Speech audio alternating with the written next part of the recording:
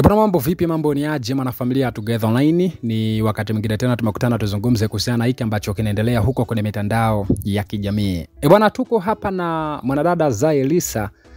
Bado jamani, valangati linaendelea la Zaiylissa na Haji Manara. Na kitu ambacho kwa sasa bwana kinazungumziwa ni kwamba Zaiylissa kipindi yupo kwenye ndoa na Haji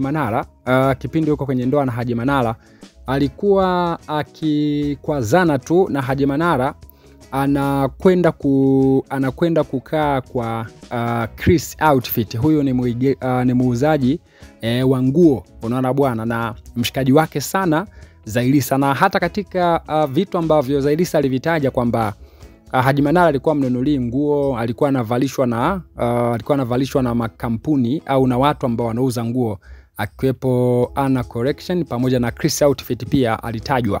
Sasa kwa mujibu wa wambea ni kwamba na Maimartha pia amedai kwamba Chris Outfit ndo alikuwa kimbilio la Zaiylissa kwenye kipindi chote ambacho Zaiylissa alikuwa akikwazana na Haji Manara, akifanyaje na Haji Manara, alikuwa akienda kwa Chris Outfit, anakaa pale, analala pale, kitu ambacho watu wamedoubt kwamba kuna uwezekano mkubwa Chris Outfit akawa anahusika katika kuvunja ndoa na kumpa kiburi mwanadada Zaiylissa kutoka kwa Haji Manara, kwa sababu hata ile wiki ambayo ilizungumziwa kwamba baada ya kuwa ile ndoa ya Hamisa Mobeto kuisha na nini, Zaiylissa hakurudi tena nyumbani kwa Haji Manara.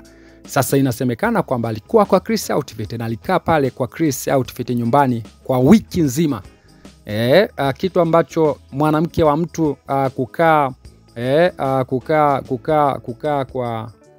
kukaa kwa mtu ambaye sio mume wako, ni rafiki yako tu, kiukweli inaleta shida.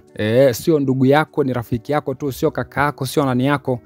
Watu wanasema kuna namna hapo, kuna kesi hapo ambayo ipo, muda si mrefu itafichuka tu kwamba kuna mahusiano gani kati ya Chris Outfit na Zaiylissa.